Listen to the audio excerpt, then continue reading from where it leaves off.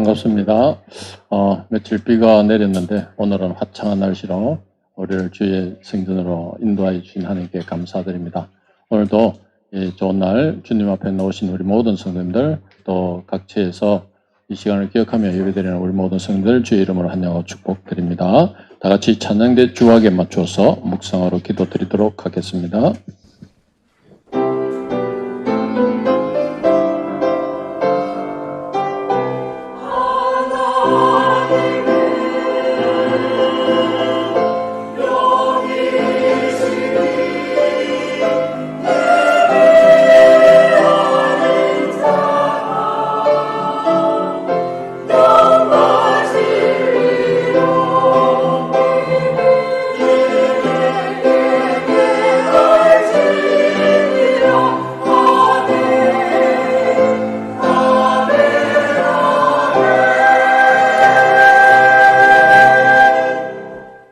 하나님 아버지 은혜를 감사드립니다.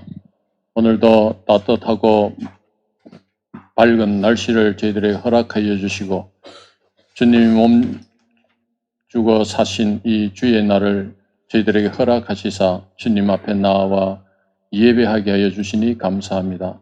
주님, 오늘 우리 모든 성도들이 하나님의 영광의 임재 안에 거하는 우리 성도들과 교회되어지게 하여 주시옵소서. 이 시간 말씀에 따라서 저희들의 심령이 주님을 향하여 한 걸음 한 걸음 더욱더 나아가는 믿음의 귀한 시간 되게 하여 인도하여 주시옵소서. 이 시간을 기억하며 병상에서 또 여러 일들로 인하여 다른 곳에서 이 시간을 기억하며 예배하며 기도하는 그 기도와 예배를 받아 함량하여 주시옵소서. 우리 주 예수님 이름으로 기도드렸습니다. 아멘. 다 같이 찬송대 되겠습니다. 찬송가 285장 주의 말씀 받는 하던 그날.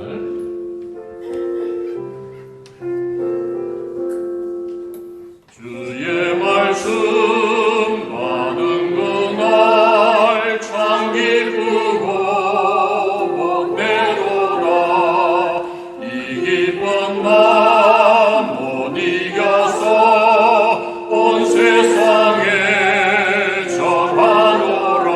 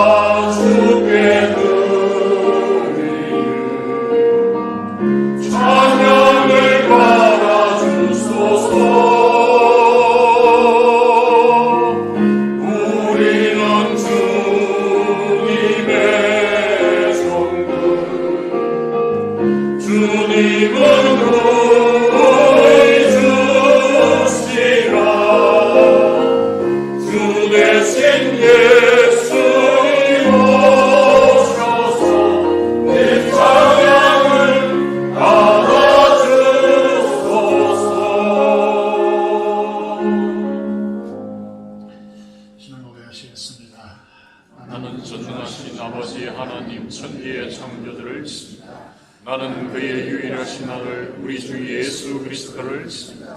그는 성령으로 잉태되어 동정녀 마리아에게서 나시고 본디오 빌라도에게 고난을 받아 십자가에 못 박혀 죽으시고 장사된 지 사흘 만에 죽은 자 가운데서 다시 살아나셨으며 하늘에 오르시어 전능하신 아버지 하나님 편에 앉아 계시다.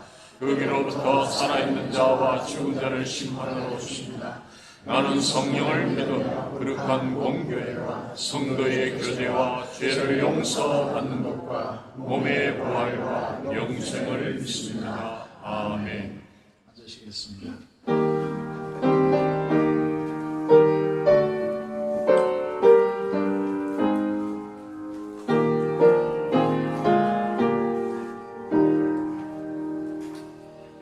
내 주님 입으신 그 옷은 참 아름다워라. 그 향기 내 맘에 사무쳐 내 기쁨 배로가.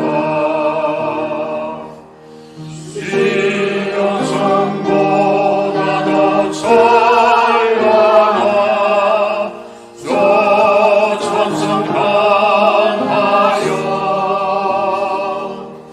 이 세상 오신 예수님 장래 구세주 내 주는 쓰라린 고통을 다 건두셨도다.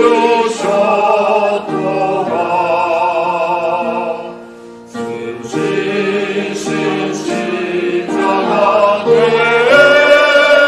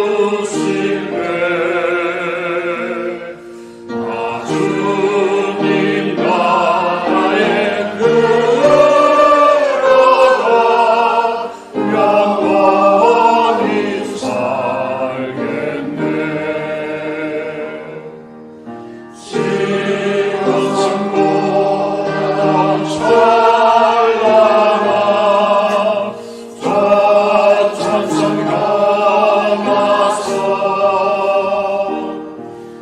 이 세상 오신 예수님 참내 구세주.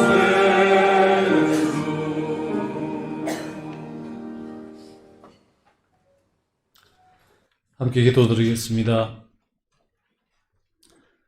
사랑과 은혜가 풍성하신 하나님 아버지, 거룩한 주의 날에 저희를 예배자로 인도하여 주시니 감사와 찬송과 존귀를 올려드립니다. 주의 백성들이 주의 이름으로 모여 싸우니 하늘 문을 여시고 임재하여 주시며 저희의 드리는 예배를 받아 주시옵소서. 이 예배에 나온 모든 이들을 정결하게 하시어 오직 하나님만을 예배하는 참 예배자로 삼아주시고 받아주시옵소서. 나오는 모든 걸음을 축복하여 주시고 하나님의 임재하심과 역사하심을 기대하며 영과 진리로 예배드리도록 인도하여 주옵소서.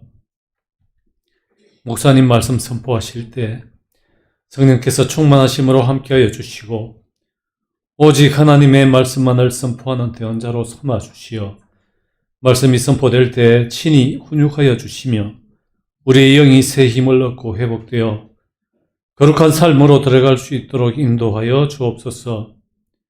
베푸시는 감동과 은혜를 따라 변화되어 하나님을 사랑하고 지체와 이웃을 사랑하는 교회 되도록 축복하여 주옵소서.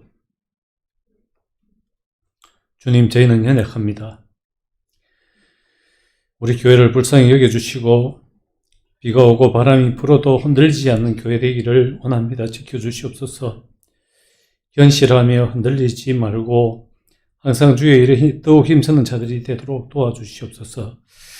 하나님을 두려워하며 지체를 낮게 여기는 겸손한 마음으로 서로를 세워주는 교회 되기를 원합니다. 손과 발의 모습과 역할이 있고 눈과 귀와 입의 모습과 역할이 다름을 알게 하시고 서로의 다름을 인정하고 선한 마음으로 바라보게 하옵소서. 그래서 교회된 우리가 주 안에서 지체임을 알게 하시고 주를 위하여 각자의 자리에서 각자의 역할을 충성되이 감당하도록 도와주시옵소서. 세상의 인정보다는 주님이 바라시는 대로 살고 있는지를 돌아보며 우리의 몸을 쳐서 복종하는 삶을 살기를 원합니다.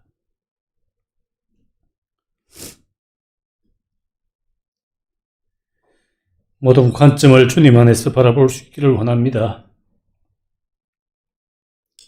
다시 오실 주님을 고대하며 인내하고 기다리는 교회 되도록 축복하여 주옵소서. 주의 성품을 닮은 모습으로 살기를 원합니다. 하나님이신 예수님은 그분의 권리를 주장하신 일이 없습니다. 우리도 몸을 주님이 가시는 거룩한 전으로 내어드리기 위하여 날마다 영과 육을 정결하게 하도록 말씀으로 가르쳐 주시고 말씀을 읽고 묵상하는 것을 게을리하지 않도록 도와주시며 불순종의 길에서 순종의 삶으로 변화되도록 가르쳐 주시옵소서. 주의 말씀을 오해하여 아전 인수하는 오류를 범하지 않도록 지혜를 주시고 주의 뜻을 잘 깨달아 순종의 길로 가도록 인도하여 주옵소서. 사랑하는 자녀들을 위하여 기도드립니다. 유년에서 청년에 이르는 모든 자녀가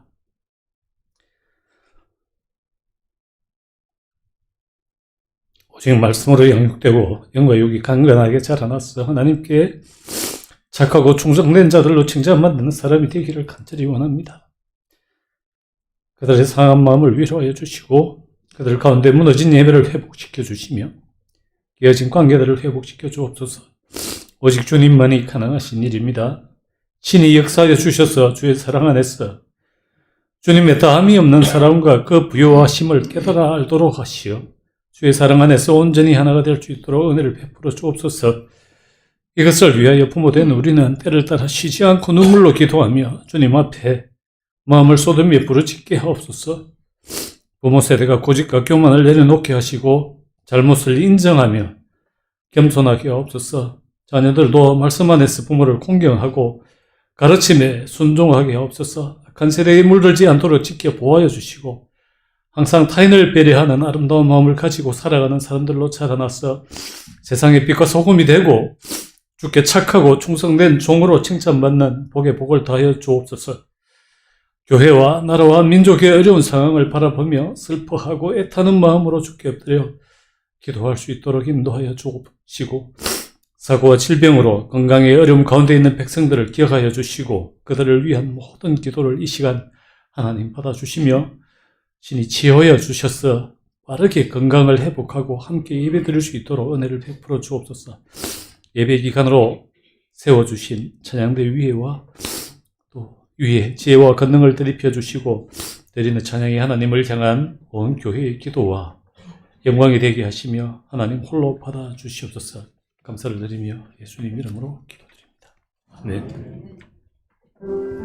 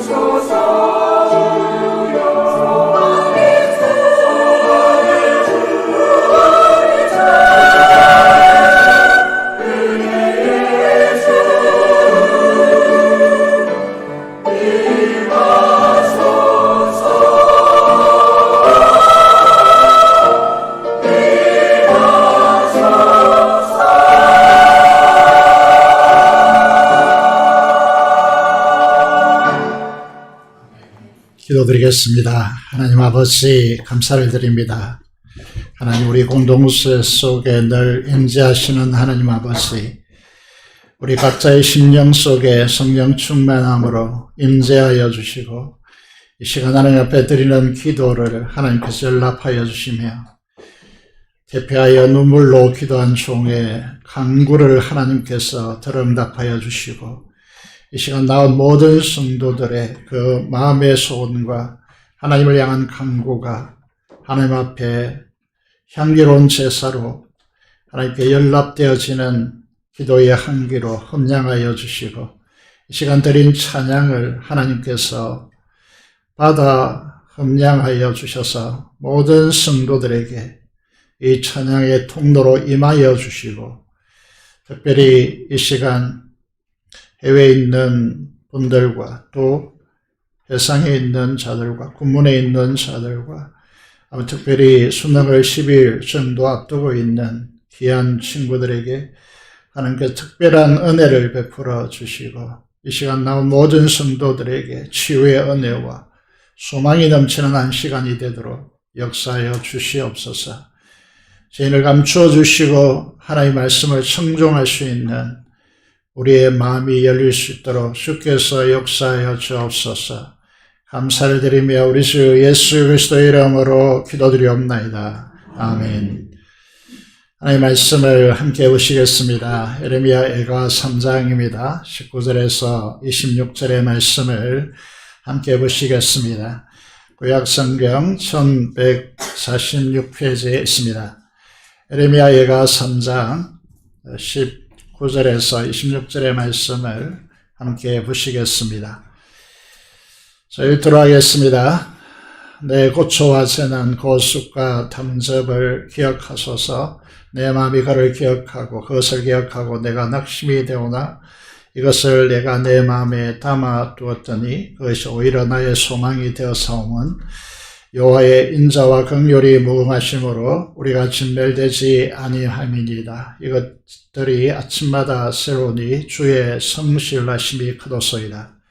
내 심령에 이르기를 여호와는 나의 기업이시니 그러므로 내가 그를 바라리라 하도다.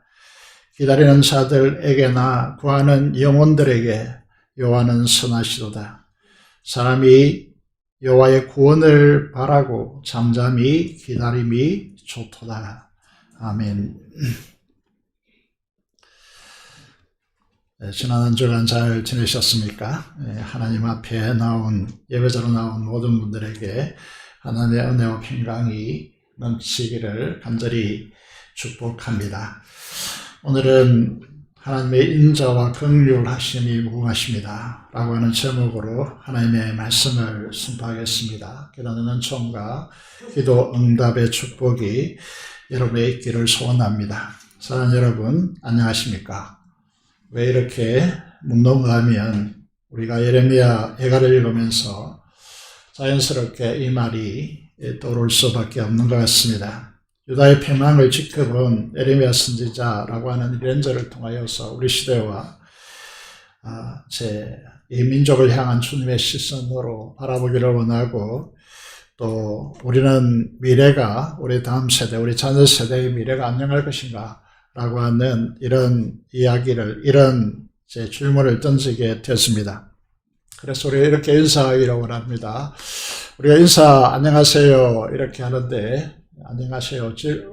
이 물음표를 던져서 안녕하세요. 이렇게 하면 안 될 것 같습니다. 안녕하십시오. 안녕하시기를 기도합니다. 오늘과 평강 가운데 여러분의 삶이 평안하기를 원합니다. 이렇게 앞뒤로 옆으로 인사하고 시작하도록 하겠습니다. 안녕하십시오.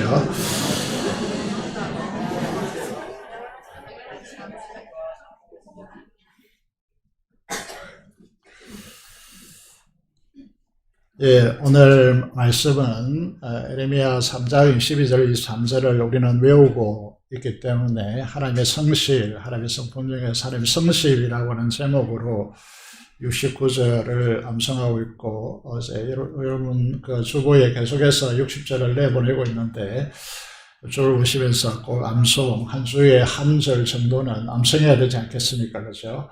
그래서 암송하시고 가면 여러분의 신앙에 큰 도움이 될 것으로 보입니다. 그래서 이제 선지자 예레미야는 그동안 예레미야 애가 우리 후반부와 또 예레미야 선지자, 예레미야서를 후반부 묵상했고 또 예레미야 애가를 우리가 읽었습니다. 선지자 예레미야가 어떤 말씀을 선포했습니까? 여러분 이제 얘기해 보시면요. 우리가 예레미야 애가 3장 10절 41절의 말씀을 보시면 이렇게 기록되어 있죠. 우리가 스스로 우리의 행위들을 조사하고 여호와께로 돌아가자. 우리의 마음과 손을 아울러 하늘에 계신 하나님께 들자. 이게 그 당시 패망 가운데 들어가고 있는 유다를 향한 마지막 선포이다 라고 말씀을 드릴 수 있습니다. 이런 심령으로 하나님 앞에서 이제 예레미야 선지자가 선포한 이 말씀을 생각해 보기를 원합니다. 유다 마지막 세대들은요, 구약교회라고 할 수 있죠. 교회는 어떤 환경에 직면했느냐 하면 우리가 스스로 우리의 행위들을 조사해보자, 우리의 행위들을 돌아보자 이렇게 되었습니다. 이스라엘은 전통적인 우방이죠. 애굽을 의지하고 하나님을 바라보지 않았습니다. 든든한 이제 우방이 있으니 우리가 얼마나 다행인가. 이제 북방에서 계속해서 쳐들어올지라도 우리를 지켜줄 거야. 이렇게 생각하는 것이죠. 그래서 예레미야는 애굽이 지켜주지 못한다. 하나님께서 작정하셨기 때문에 아무리 우방이라도 그건 안 된다. 그래서 바벨론에게 항복하는 길이 우리의 살 길이다. 그랬단 말이죠. 그리고 또 하나의 문제는 그들의 부요를 위해서, 풍성함을 위해서 우리나라 환경과 전혀 다릅니다. 팔레스틴이라는 지역은 가을에, 그리고 이제 가을에 파종을 합니다.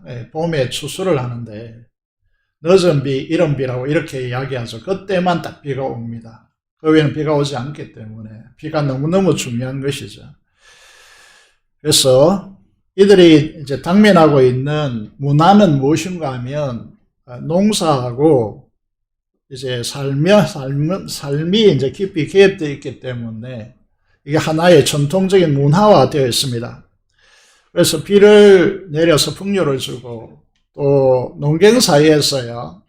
우리 어린 시절을 생각해 보면 우리는 베이비 붐 시대에 태어났기 때문에 자식이 많으면 이 부자라고 그렇게 생각한 것이죠. 다산이 중요한 문제입니다. 비를 주고 다산을 주는 것이 이 가나안 땅에 들어가 보니까 그들이 이제 섬기는 우상들이 있는 것이죠. 그들이 신들이 있는 것입니다. 그래서 바알과 아세라를 숭배하고 그리고 그 모스라고 하는 그리고 몰렉이라고 하는 이게 굉장히 이제 좋지 못한 방식으로 신을 섬기는 방식인데 자녀를 불 가운데 지나가게 하고 청동으로 된 그 신에게 어린 아기를 바침으로써 제사드리는 이런 방식으로 섬기고 있는 것이죠.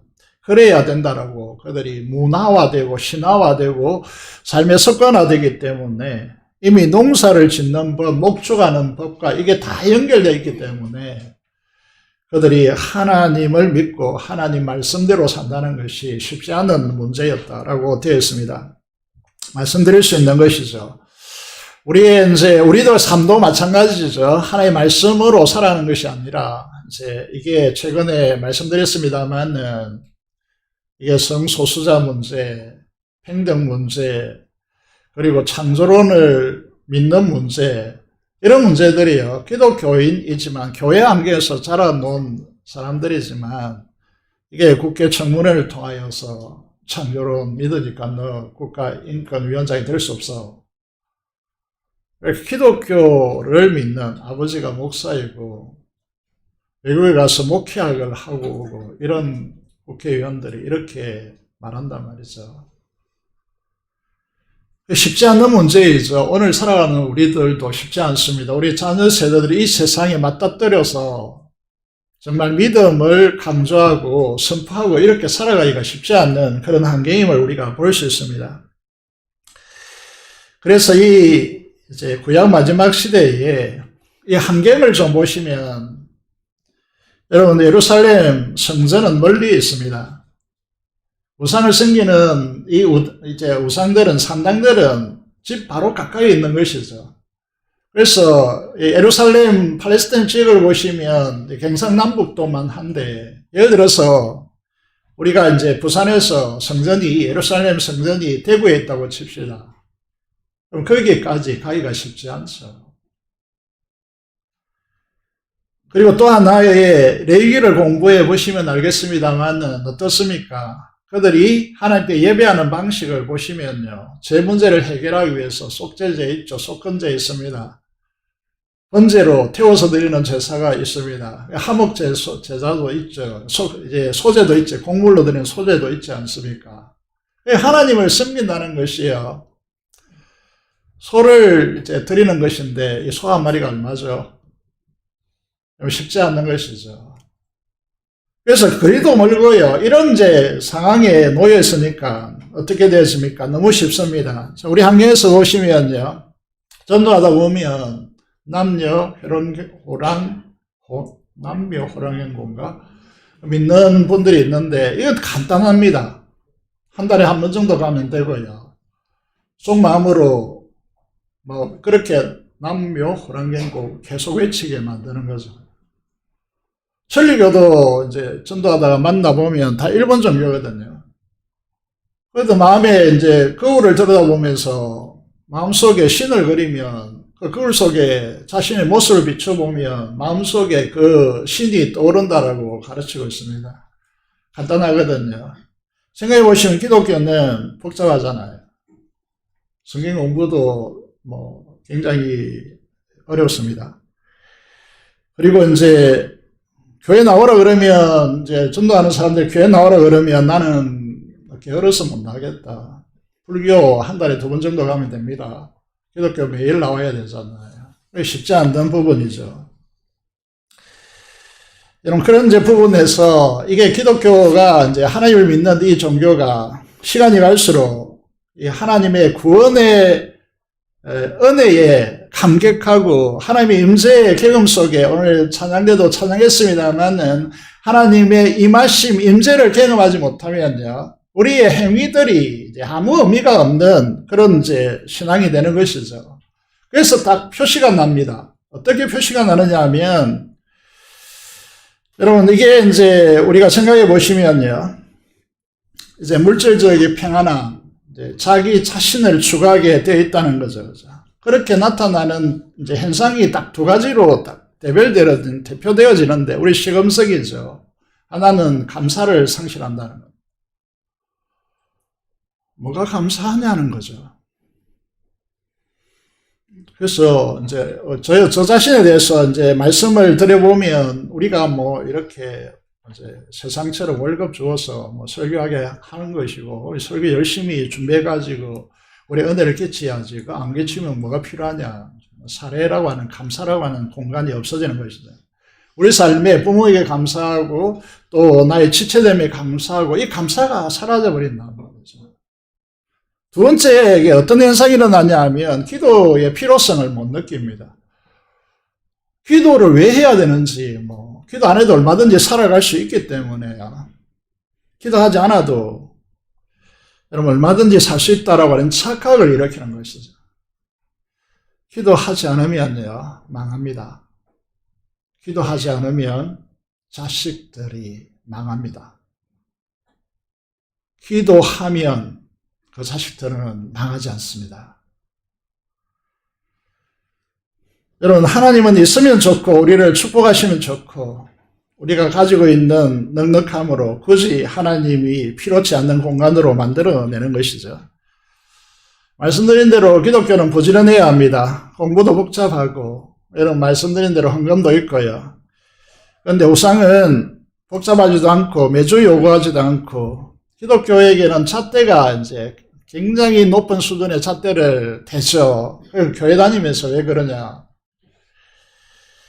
윤리적 높은 수준의 실천을 강조합니다. 그런데 다른 종교는 그렇게 되지 않죠. 불교 믿는 네가 왜 저래? 이런 말을 우리가 좀 듣지 못합니다. 매스컴을 통해서도요.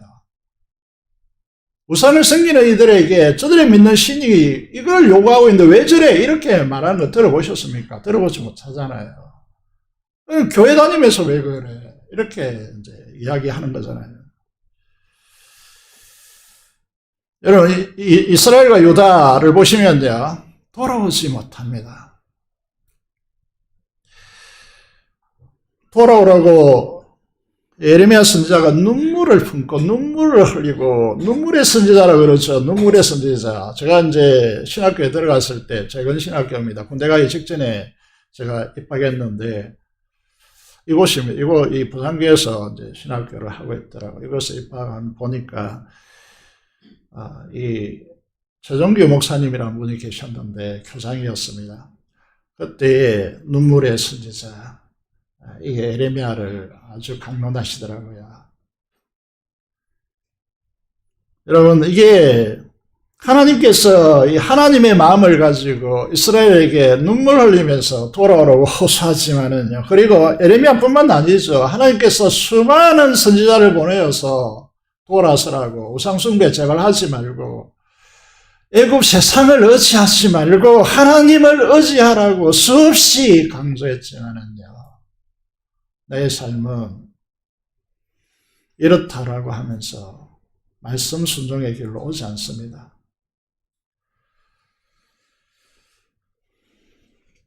여러분, 여기에 하나님께서 말씀하시죠. 돌아오는 너희 행위들을 제발 조사해 보고 여호와께로 돌아가자. 우리의 지금 상황이 어떠냐는 것이죠. 그러면서 이렇게 말씀하고 있습니다. 우리의 마음과 손을 아우러 하늘에 계신 하나님께 들자. 여러분, 마음과 손을 든다는 말은 무슨 말이죠? 항복한다는 말입니다. 우리는 항복을 잘 안 합니다. 하나님 앞에 손을 들지 못한다는 것이죠. 여러분, 이제 이 이스라엘의 상황을 보시면요, 계획이 없었다는 것이 아닙니다. 잘 아시다시피 우리가 예레미야 후반부를 오면서 위대한 왕들이 있었죠. 그게 히스기야 왕이 있었습니다. 그리고 또 하나 일찍 요절했지만은요, 요시야 왕이 있었습니다. 대대적인 국가적인 계획을 단행했죠. 그런데 그의 아들 세대에서 완전히 이전보다 더 심각하게 무너집니다. 여러분, 이 사실을 보면서요, 어중간한 이게 배나는요, 하지 않는 것보다 못하다, 이런 말을 이제 여기에서 쓰는 것이죠. 그런데 우리는 괜찮겠지, 이런 마음을 가지고 완전히 하나님 앞에 항복하지 않는 이 정서는 유다를 어떤 곳으로 몰고 갑니까? 여기 보시면 예레미야 4장 4절에서 9절 10절을 보시면요, 여러분, 왜 예레미야 선지자가 이렇게 눈물의 선지자가 되었는가를 보여주는 것인데요. 이렇게 이제 이 유다 마지막을 이렇게 호소합니다. 아수르와 바벨론의 연속적인 침공 때문에요, 유다는 정말 참혹했습니다. 여기 보시면 젖먹이가 목말라서 혀가 입천장에 붙으며 어린 아이들이 떡을 떼어줄 사람이 없도다 라고 되어 있습니다. 여러분, 그 젖먹이 아이들이 엄마의 품 안에서 굶어 죽어가는 이 피눈물 나는 이 현상을 지금 보고 있다, 이렇게 말하고 있는 것이죠. 그래서 차라리 전쟁에서 이제 바벨론과 아수르의 칼에 죽은 사람이 낫지, 이렇게 굶어서 점점 쇠약하여 가면서 죽어가는 이 모습을 지금 유다는 보고 있는 것입니다. 더 처참한 현상, 충격적인 것이 뭐냐면 10절인데, 내 딸 백성이 멸망할 때에 자비로운 부녀들이 자기들의 자녀들을 삶아 먹었도다, 이렇게 됐습니다. 우리는 자식을 삶아 먹는다고 이게 정말 악한 엄마들이구나, 이렇게 생각하는데, 여기에 보면 정말 자비로운 부녀들이었습니다. 모성애가 강한 엄마들이었어요. 그런데 이 마지막 상황 속에서요, 자신들의 이 자비로운 부녀들이 자신들의 손으로 자기의 자녀들을 삶아먹는 이런 비참한 상황이 일어나는 것이죠.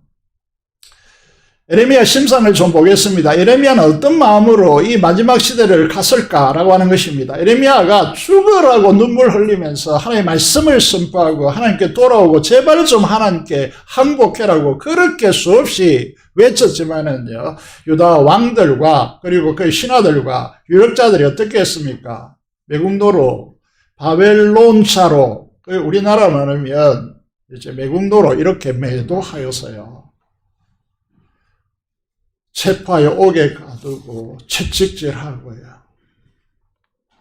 심지어 우물에 빠뜨렸는데 다행히 그 우물에 물이 없어서 살아났지만은요.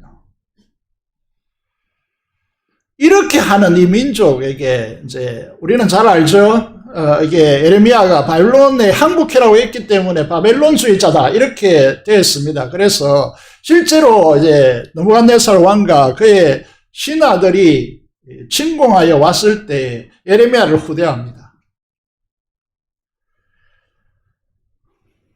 그러면 에레미야, 여러분이 에레미야라면 자기를 배척하고 매국노로 매도하고 하나님의 말씀을 듣지 않고 이렇게 비참하게 상황 속에 버려졌는데 자신을 완전히 매국노로 취급하면서 이렇게 왕따시키는 이 민족을 향하여서 우리 같으면 어떻게 했습니까? 쳐다도 안 보고 바벨론과 바벨론에 함께 느부갓네살 왕과 함께 가서 호의호락 했지 않겠습니까?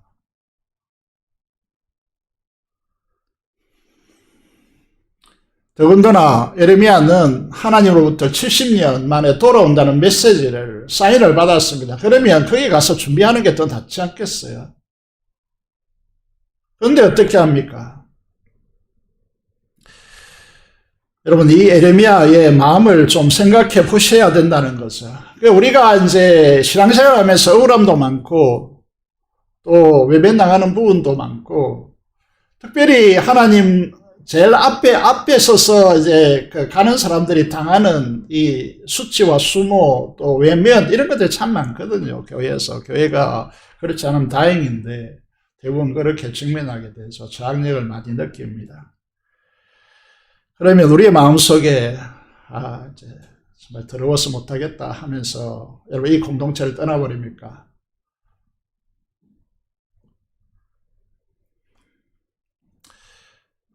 여러분 더 이상 희망이 없다 그러면서 내가 이들에게 메시지를 전한 것이 아깝다 그러면서요 도망치면 그뿐이지 않습니까? 우리가 에레미야 심상을 배워야 된다는 거죠. 이제 아픔과 고통을 함께 하면서요. 실제로 에레미야 선지자는 어떻게 했습니까? 오늘 읽은 19절, 20절의 본문을 보시면요. 이 구약교회의 마지막 세대의 이 전쟁의 참화 속에서 당하는 고통과 재난에 자신을 분리시키는 것이 아니고 거기에 함께 합니다. 그것을 나의 고통과 아픔과 재난으로 가져옵니다. 그래서 어떤 단어를 써죠? 쑥즙과 썰개즙, 얼마나 쓰지, 여러분 소태, 이런 우리는 어릴 때 단어를 썼는데, 얼마나 쓰는지, 그 고통이 얼마나 심한지.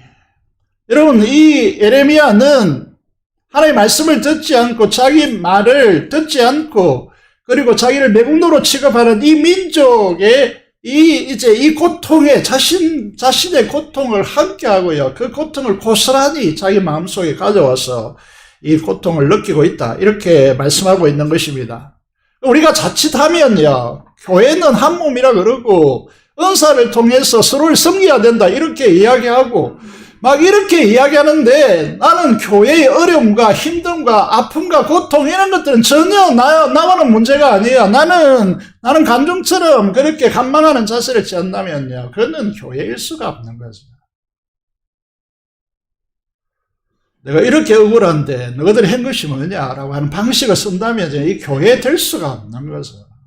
그럼 우리는 한 몸이 될 수 없는 진짜 교회가 될 수가 없는 거죠. 성도들이 고초와 재난 속에서 아파할 때, 마음이 힘들 때, 여러분, 우리는 같은 마음을 품고 쓰디쓴 아픔을 느끼고 기도합니까? 금요일에 찬양했잖아요.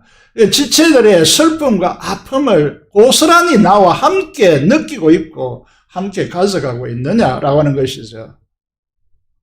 여러분, 제가 몽골의 역사를 공부하면서요, 몽골이 이제 말타는 그 민족이 아무것도 없는 그 민족이 어떻게 세계 역사상 가장 강한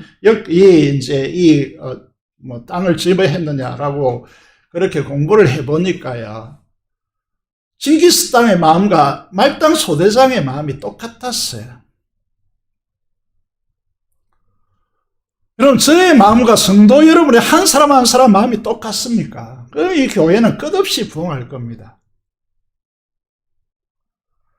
같이 아파하고 슬퍼하고 고통하는 사람이 되었다는 거죠. 이게 에레미야 선지자를 통해서 우리가 배워야 될 심상의 마음이라는 거죠. 나는 그것과 전혀 상관없어. 그렇게 하는 것이죠. 여러분, 정작 본인들은 담담한데 지혜들을 생각하며 마음이 너무 아프고 고통스러워서 내 눈에서 눈물이 흐르고 있는가라고 하는데, 이 질문을 에레미야 선지자를 통해서 배우게 되는 것이죠. 저희 교육자들은 아무리 바빠도야 정말 바쁘거든요. 바쁘고 교육자 한 명도 없어지고 그래가 진짜 바쁩니다. 바쁜데 병원에는 신방 갑니다. 신방하고 나오면서 전에도 한번 말씀드린 적이 있는 것 같은데, 그들의 이제 아픔과 고통, 정말 가장 기억나는 한 분이 계신데 가난으로 별세하셨거든요. 그게 엄청나게 이제 이게 아픈 고통, 마약을 주사하지 않으면 견딜 수 없는 그런 고통을 보면서요, 마지막으로 이제 이렇게 기도하고 별세하셨는데, 기도하면서 나오면서 이런 생각이 들더라고요. 하나님 왜 이렇게 하십니까? 그냥 건강하게 80이면 80 이렇게 정해놓고, 이제 하나님의 자녀들은 좀 고통 없이 죽음 없이 좀 천국으로 이동하면 되잖아요. 이렇게 호소할 때가 있었습니다. 여러분, 오늘 우리의 이제 19절, 20절의 말씀을 보면서 여러분들이 정말 지체들 안에 있는 그 고통과 아픔과 그런 재난과 그런 고초를 보면서 나도 그 슬픔과 기쁨을 함께 누리고 함께 가져가고 있느냐는 것이죠. 이게 이제 이 한몸된 지체들의, 우리 몸이 손가락이 아파도 온몸이 아프잖아요. 이게 이제 우리가 가져가야 될 우리의 심상이죠. 이게 교회죠. 21절을 보겠습니다. 교회든 우리는, 성도들이 많이 착각하는 부분이 뭐냐면, 교회든 우리는 세상과 다르죠. 세상과 다른 것입니다. 이게 돈을 줍니까? 뭘 줍니까? 이게 와가지고 뭘 받아가십니까? 이게 세상 기업체가 아니단 말이죠. 왜 그렇게 분노하고 그렇게 하십니까? 왜 그렇게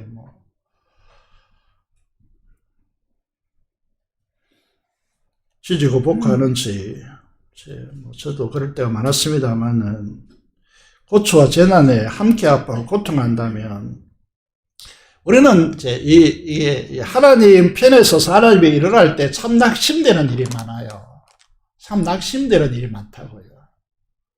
그런데 그 아픔과 고통을 가지고 하나님께 나아가서 기도하면 어떤 현상이 일어나냐면 소망이 일어납니다.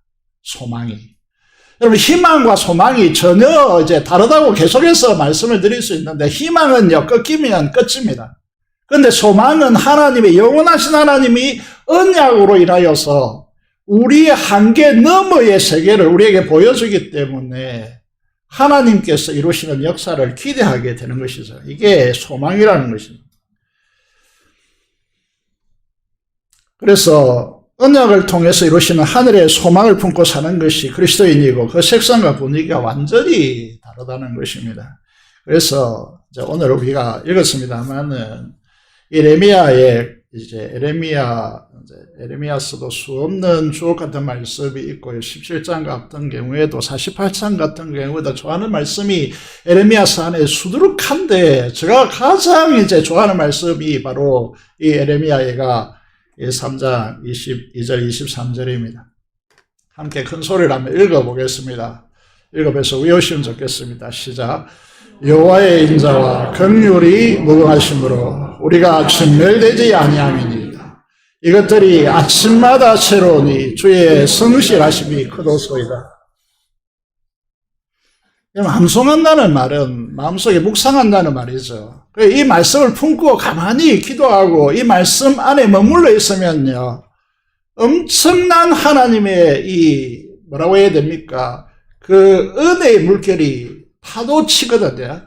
그래서 이제 말씀이라고 하는 것이 어떤 것이냐 하면요, 그냥 글로 적어 있는 것 같죠. 그런데 여기에 이런 시간을 주고 이 말씀을 마음속에 품고 기도하면서 이 말씀을 가져가시면요, 엄청난 하나님의 역사가 회오리친다는 거죠. 여러분, 하나님은 인자와 긍휼이 무궁하신 여호와 하나님이십니다. 여기 보시면요, 인자라고 하는 이 단어는요, 이름도 있지만은 여러분, 신구약 성경을 관통하는 가장 중요한 주제거든요, 이게. 그래서 우리는 이 히브리어를 대부분 우리는 이제 알고 있는 것이죠. 그래서 이거를 이제 모음이 없기 때문에, 히브리어는 원래 모음이 없는 글자였습니다. 헤세드라고 했거든요. 들어보셨죠? 헤세드. 이게 이제 우리나라의 한 단어로 인자 이렇게 번역을 했는데 이 한자잖아요, 그죠? 이게 다 담을 수 없어서 개인적인 친밀한 영원한 언약적 사랑이라고 이렇게 길게 번역할 수밖에 없는 단어예요. 엄청난 것들이 이제 여기에 담겨 있는 것이죠. 하나님 인자하심을 경험하면요, 우리 인생은 완전히 달라집니다.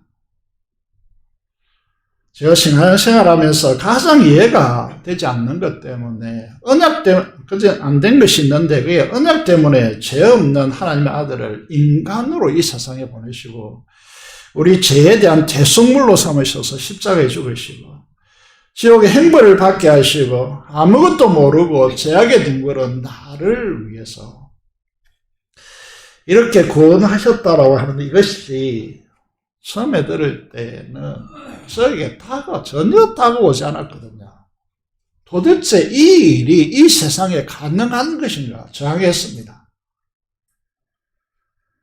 아무리 이해하려고 뜯어봐도 이해가 되지 않았고, 그래서 하나님께 이렇게 설명하시더라고요. 단지 하나님께서 약속하셨기 때문이다, 이 모든 일들을 행한 것이.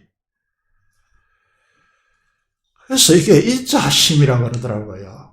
영원히 지속되고 변치 않는 개인적인 친밀한 사랑이라고 그러더라고요. 예수님이 십자가에 죽었을 때 이런 말을 했습니다. 내가 12군단 더 되는 천군 천사를 오라 해가지고 이 싹쓸이 하지 못하겠느냐. 내가 이렇게 십자가에 하늘의 모든 능력과 건설을 포기하고 내려놓고 양손에 그리고 발에 대못에 박힌 것은 무엇 때문이라는 것입니까? 실제로 십자가를 한번 생각해 보셨습니까? 십자가는요, 그냥 사람이 손에 못에 박히고 발에 못에 박히고 대롱대롱 매달리는 겁니다. 저는 예수님의 이 십자가의 사랑, 인자하심을 교회를 안 다녔다는 것이 아니고, 비로소 처음으로 깨닫을 때 하루 종일 울었습니다. 침묵할 수가 없어가지고 저를 아는 모든 이들에게, 그때 대학교 2학년인데 친구들이 찾아다니면서 저를 십자가로 만나주시고 찾아와 주신 하나님의 그 놀랍고 엄청난 사랑을 간증하며 다녔습니다. 그리고 3년 동안요, 하루에 100명을 전도했고 하루에 10명 회심시키지 않으면 자지 않겠다고 목표를 가지고 살았던 시기가 있습니다. 전공, 저는 전기전자 파트인데 그건 아무런 의미가 없었고요. 이 헤세드요, 이 언약적 친밀한 사랑의 십자가 안에서 구가되는 이 사랑을 경험한다면 어떻게 침묵할 수 있겠습니까? 긍휼을 보겠습니다. 긍휼은 히브리어로 람이라 그러는데, 이거는 이제 우리가 이제 자비, 불쌍히 여김, 멀시라고 하는 영어 단어가 있습니다만, 이게 단어가 다 담지 못하는 것이거든요. 그래서 이제 이게 우리는 어떻게 번역하느냐면 compassion이라고 단어를 씁니다. 그러면 이건 이제 어떤 것이냐면 저는 O형인데 혈액형이 우리의 몸의 피는 주님의 피가 흐르는 사람들입니다. 여러분 그리스도인들이 가져가야 될 것은요, 주님께서 왜 하늘에 전능하신 하나님께서 이 말씀 한마디로 우주를 창조하신 하나님께서, 그리고 여러분 말씀으로 이 우주를 아름답게 빚으신 그 성령 하나님의 역사 속에 역사하시는 전능하신 분들인데 왜 인간의 몸을 입고 오셔서 우리 삶 깊은 곳으로 침투하시고 우리 안에 오셔서 이렇게 히브리서 기자는 말하죠. 우리의 모든 삶을 채울하지 아니하신 분이 아니에요. 한결같이 우리 삶을 공유하시고 우리 삶 안으로 들어오셔서 여러분 우리의 가장 작은 눈물과 우리의 기쁨도 공유하시고 함께 하시는 주님께서요, 우리를 긍휼히 여기셨다라고 하는 것이죠. 여러분, 이 은혜를 깨달았을 때, 제가 언제 이 은혜를 깨달았냐, 목욕탕에 목욕하면서 이 은혜를 깨달았거든요. 저희도 종종 말씀드리지만은요, 우리 강도사님 계시지만, 이제 목욕탕 안에 실상을 말씀해 주시더라고요. 여러분, 빛이 들어오면 이 타일이 대체로 이제 파란색이기 때문에 물이 깨끗한 것 같죠. 그런데 빛이 딱 한 줄기 딱 내려오면 얼마나 때들이 많은지, 안에 얼마나 소독제가 많이 들어간다든지 소금이 또 많이 들어간다고 말씀하시더라고요. 마찬가지입니다. 주님의 생명의 빛이 우리 영혼 안에 딱 비치면요, 제가 얼마나 더럽고 추하고 가득한지 그때 보이기 시작합니다. 그 전에는요, 자기 주장, 율법주의로 사는 걸 포기하지 않습니다. 인간은 자기가 똑똑하죠. 자기가 주장해야 되죠. 판단하죠. 비난하고 비판합니다. 여러분, 이 주님의 놀라운 사랑, 생명의 빛 앞에서 나에게 비춰지는 이 생명의 빛 앞에서 나의 추함과 더러움과 이런 자를 하나님께서 용서하시고 사랑해 주셨다라고 하는 이 깊이를, 이 긍휼이라고 하는 것인데, 여러분 이 사실을 아십니까? 교회는 우리를 통하여 지체들과 이웃과 세상에 이 긍휼이 흘러야 합니다.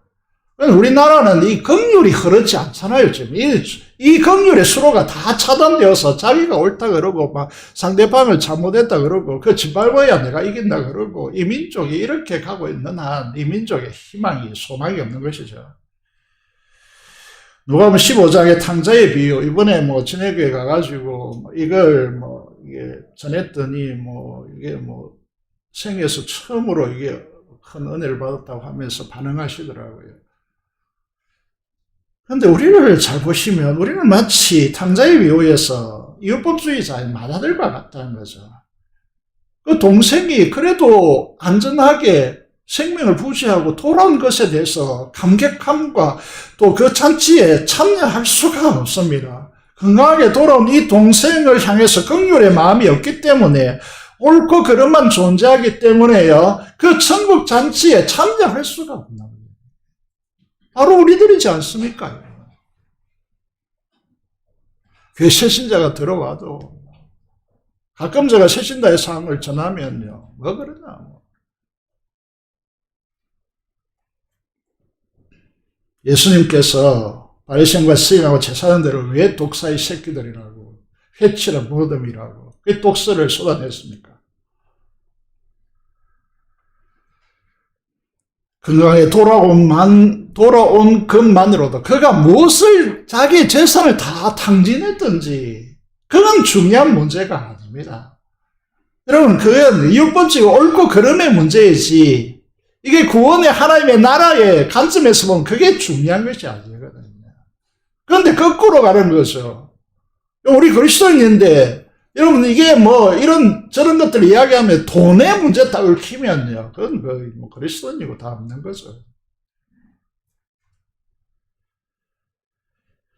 건강에 돌아온 것만으로 기뻐하고 자신의 모든 것을 다시 내어주고, 잔치는 아버지의 마음과 행동이 인자와 긍휼이라는 거죠. 나같이 더럽고 추하고 죄악에 뒹구는 자를 하나님의 아들로 삼으시고 하늘의 하나님의 기업의 상속자로 다시 세워주시고, 이거 어떻게 설명하겠습니까? 하나님의 긍휼이 아니고는 설명이 안 되거든요.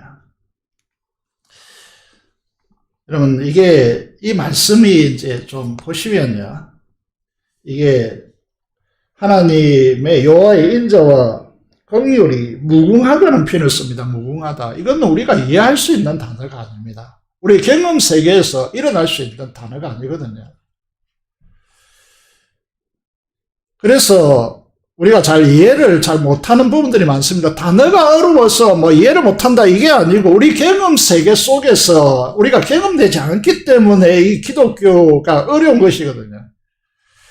그래서 우리가 담을 수 있는 범위를 넘어서 있습니다.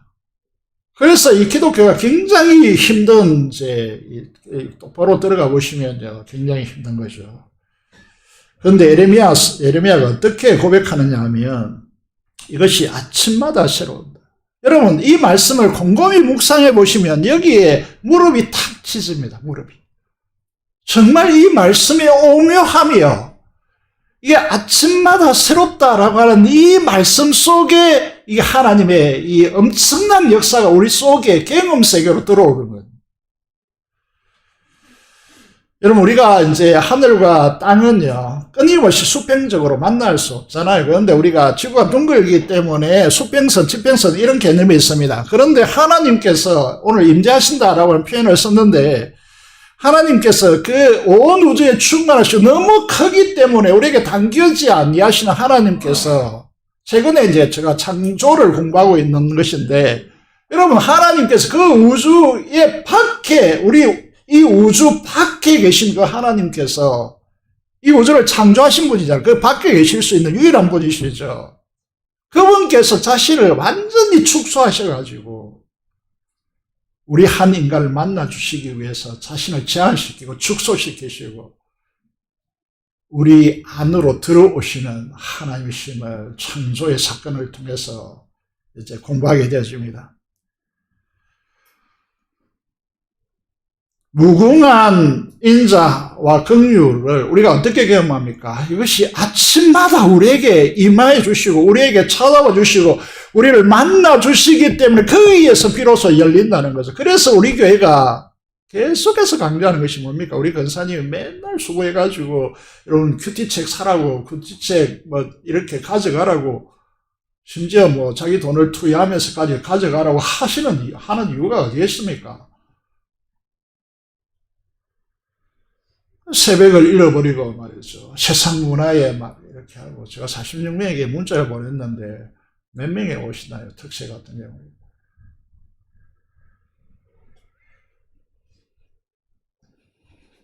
여러분, 이게 얼마나 엄청난 말씀인가를 이제 보셔야 되는 부분인데, 이게 무궁한 하나님의 인자와 긍휼이 아침마다 새로운 주의 성실이 그것이다.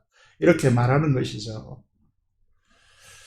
이게 얼마나 기막힌 말씀인지 우리는 잘 아셔야 된다는 것이죠. 하나님은 정말 위대하시고 이 우주도 품을 수 없는 강대하시고 크신 하나님이신데, 아침마다 우리에게 성실하심으로, 여러분 내 마음은 그리스도의 집이라는 책을 읽어보시면, 소책자죠. 거기 보시면요, 우리보다 만날 장소에 앞서가셔서 그 뷰를 피워놓고 우리를 기다리시는 하나님으로 표현하잖아요. 그분께서 이 아침마다 새롭다라고 하는 이게요, 얼마나 충격적이고 은혜가 되는 말씀인지 여러분 해보시면 압니다. 하나님은요, 우리와 어떤 대화, 어떤 길을 걸어가고 싶으냐, 후안 카를로스라고 하는 제자입니까? 라는 책을 읽어보면 이런 내용이 있습니다. 길을 가다가 풀을 한 잎을 보면서요, 주님 이거 창조하셨잖아요. 이렇게 푸른 빛으로 색깔마다, 이렇게 시간마다 이렇게 변하여 가는 주님의 그 아름다웠고 그 섭리에 대해서 너무 감사합니다.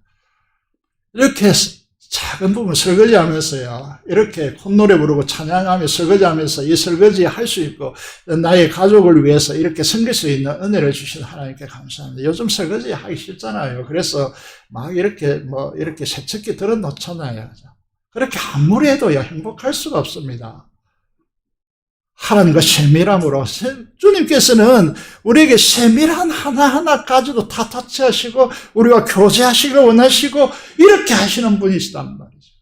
거기에서 기쁨을 찾지 못하면요, 우리 인생은 허무하다, 어떻다, 온갖 스트레스 덮어 쓰고 말이죠. 마음에, 그건 이제, 뭐라고 합니까? 이게 마음이 꽉 막혀가지고, 여기에서 뭐가 내려가지 않는다, 그러고 말이죠. 이게 환경 때문입니까? 아닙니다. 우리에게 주님이 계시잖아요. 그 아침마다 성실하심으로 우리에게 찾아오시는, 그것도 무궁한 하나님의 인자하심으로, 긍휼하심으로 찾아오시는 주님이 계시잖아요. 그럼 우리는 어떻게 해야 되겠습니까? 24절을 보시면 무슨 말이죠? 내 심령에 이르기를 여호와는 나의 기업이시니 그러므로 내가 그를 바라리라. 세상에 돈 수억씩 수조씩 벌어나 보십시오. 그게 우리에게 행복을 가져다 주는지. 인간이 평안하면 평안할수록 타락합니다. 그럼 다윗도 그렇고 여기에 에레미야도 마찬가지인데 이렇게 말합니다. 그 처참한 환경적으로 정말 행복할 수 없는 그 환경 속에서 여호와는 나의 기업이시니 그러므로 내가 그를 바라리라 하는도다 라고 되어 있습니다. 신앙의 열정과 열심은 여기에서 나와야 되거든요.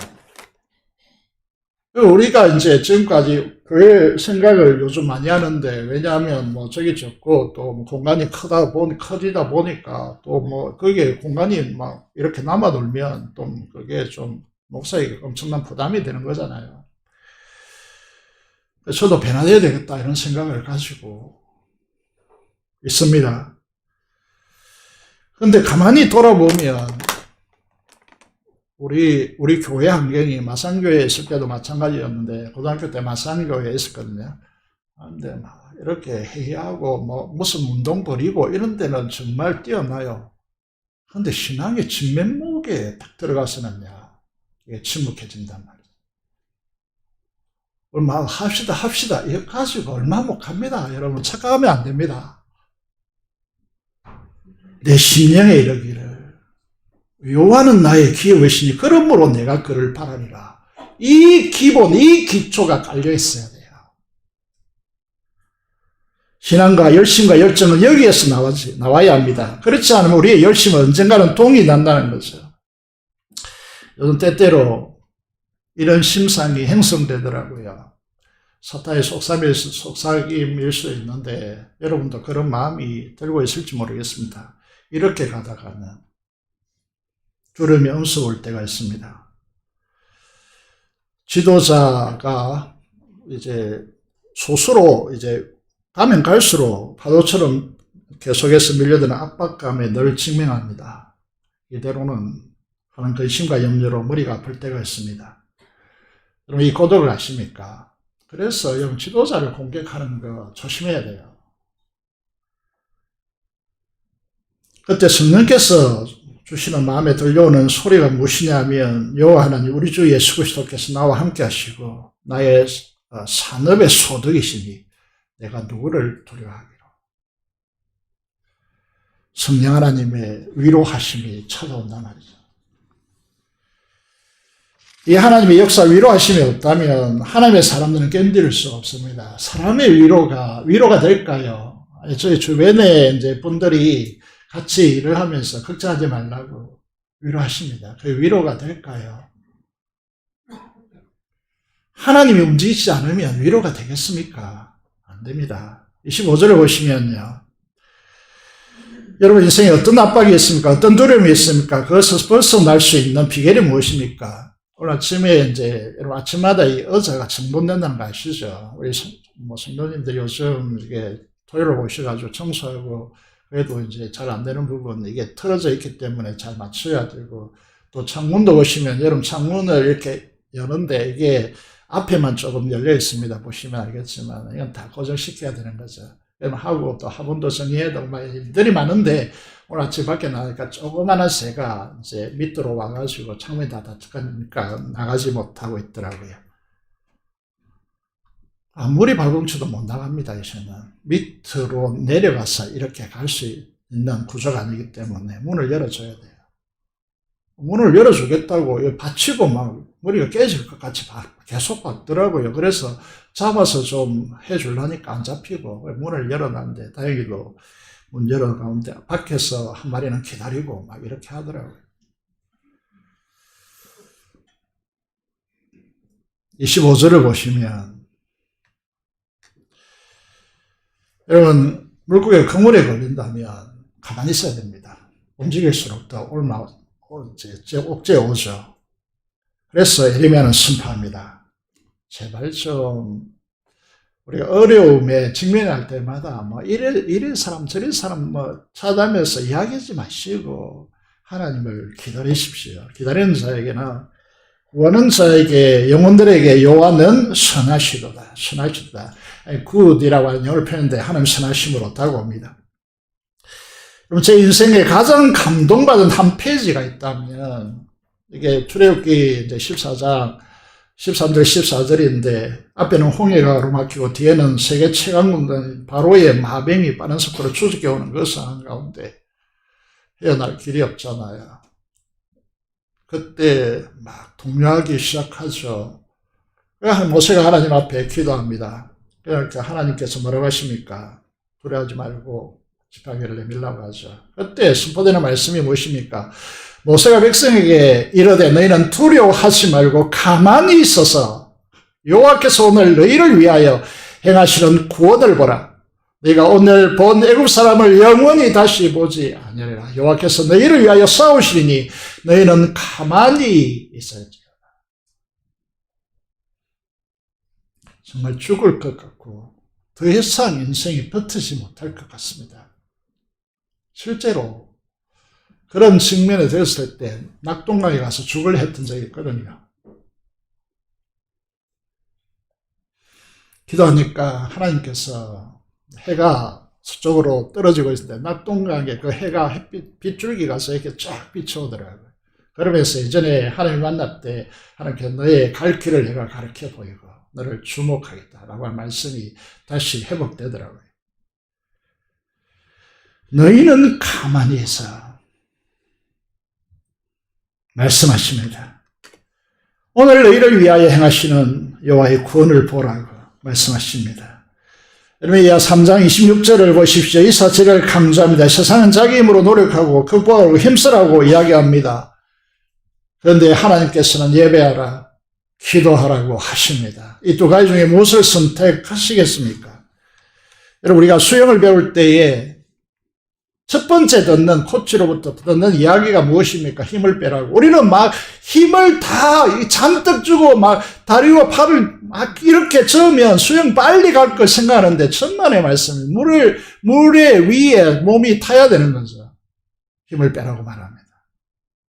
하나님도 마찬가지입니다. 사람이 여호와의 구원을 바라보고 잠잠히 기다림이 초토다라고 말씀하고 있습니다. 에레미야 4장 7절에 말씀을 보시면요. 하나님은 우리를 어떤 존재로 이렇게 이야기하느냐면 존귀한 자로 세우십니다. 눈보다 깨끗하고 젖보다 희미하고 산호들보다 붉어 그 윤택함이 같아서 빛낸 천목 같다라고 말씀하고 있습니다. 이게 하나님께서 우리를 하나님의 말씀으로 빚으시려고 하는 것이거든요. 그런데 인간은 몸부림칩니다. 자기가 하겠다고. 제발 힘을 빼십시오. 그래서 이제 일부 예배 기도자가 이렇게 기도했습니다. 노력하기보다 순종의 삶을 살게 해달라고.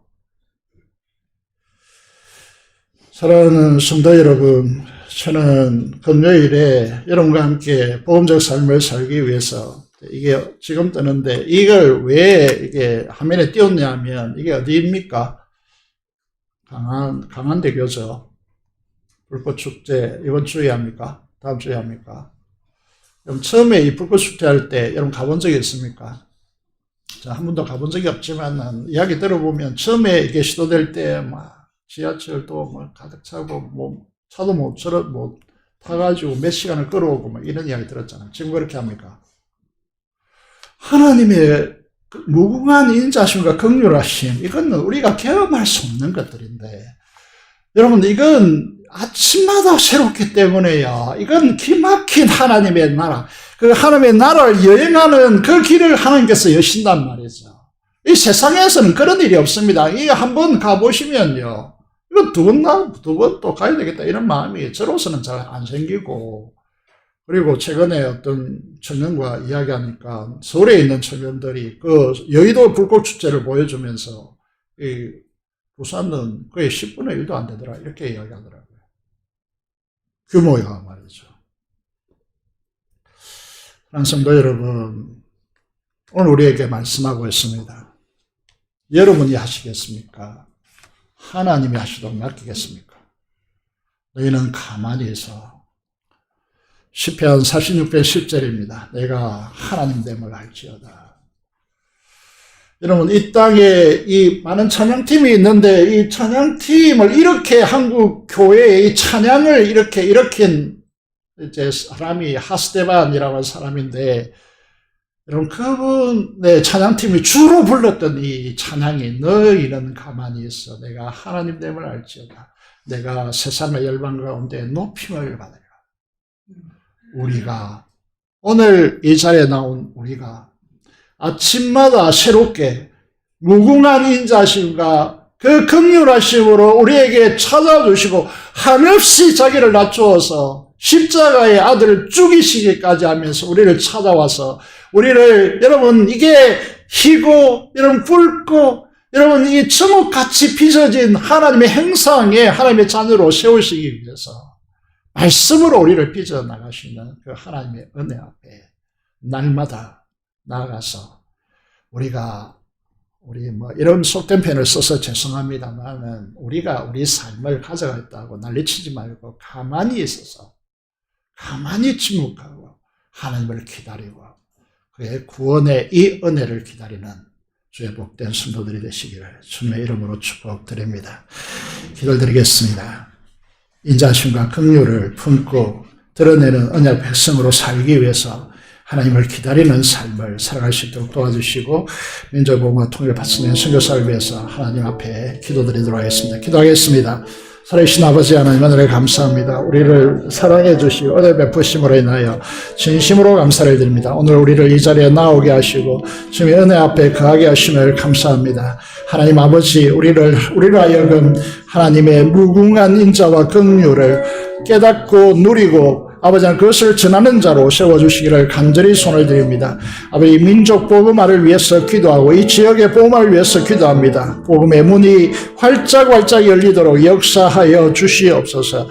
하나님 아버지 피없는 통일을 속히 허락하여 주시고 아버지 하나님께서 파수의 선교사들을 하나님께서 통하여 일하여 주시고 주님의 마지막 때에 주님의 오심을 기다리며 거기를 여는 선교사들이 될 수 있도록 축복하여 주옵소서. 감사드립니다. 우리 주 예수 그리스도의 이름으로 기도드리옵나이다. 아멘. 279장 찬송 들으면서 준비한 대로 헌금하도록 하겠습니다.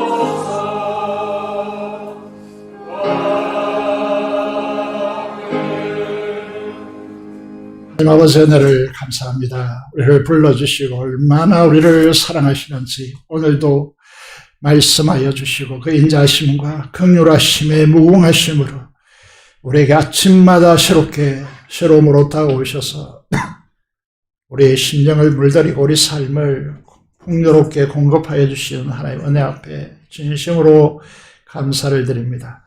하나님을 간절히 기다리며 기도하는 우리들이 될 수 있도록 하나님께서 역사해 주시고 우리 모든 성도들이 이런 복락 가운데 뛰놀 수 있도록 주께서 역사하여 주시옵소서. 주영광과 11조 목전금을 따라 헌신하는 주의 귀한 자들에게 하늘의 풍성한 것으로 채워주시고 감사로 제사드리며 기도하는 귀한 종들에게 하나님께서 기도 응답의 축복을 넘치도록 부어주시기를 간절히 손을 들이며 계획하고 강구하는 모든 이들이 주님 뜻 안에서 이루어질 수 있도록 주께서 축복하여 주옵소서.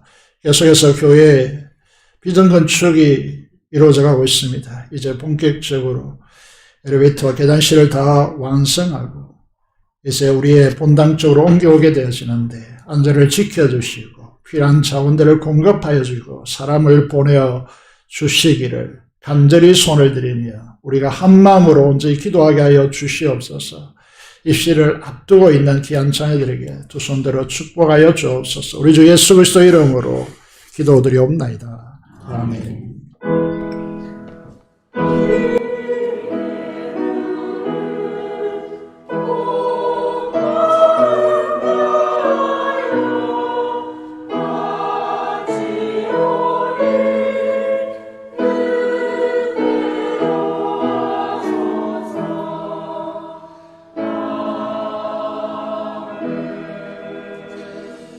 소식입니다. 이번에 보시면 재직계부서에게 장부 감사가 있습니다. 10월 달까지 잘 정리하셔서 모양실로 제출해 주시기를 바라겠습니다. 비택자 직분 받으신 분 모임을 다음 주에 가지도록 하겠습니다. 목장교회 조직을 다 완성하셔서 이번 주 금요일까지 제출해 주시기를 바랍니다. 계속해서 목자들과 부목자의 만남을 가지고 있습니다. 기억하시면 좋겠습니다. 시가족 부와 부목자 모임을 오늘입니다. 오늘 2시에 시가족실로 각 목장의 부목자들은 반드시 시간을 지켜주셔서 오시기를 바라겠습니다. 새생명축제 총동원주일이 추수감사절과 관련해서 가지게 되었습니다. 전도하실 분들 또 교회를 나오지 못한 분들 다 추수려-가지고 하나님 앞에 열매로 드리는 귀한 추수감사절이 되기를 바랍니다. 추수감사절 준비 모임을 위해서 기획부 모임을 오늘 1시 식당에서 잠시 모인다고 합니다. 꼭 와주시기를 부탁드리겠습니다. 찬양단을 새롭게 이제 가져가고자 합니다. 찬양단 은사를 가지신 분들과 함께 지원하여 주시기를 부탁드리겠습니다.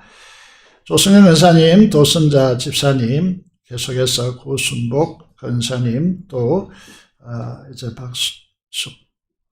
박숙희 권사님 입원하여 계신데 다강부에 못 올렸습니다만 계속해서 관심 가지고 기도해 주시기 바랍니다. 12일 이제 수능이 남았습니다. 그래서 이 친구들을 위해서 집중하여서 잘 대비할 수 있도록 위해서 기도해 주시면 감사하겠습니다. 이상으로 교회 소식을 말씀드렸습니다. 다 같이 일어나셔서 찬송가 사자 찬송 드리도록 하겠습니다.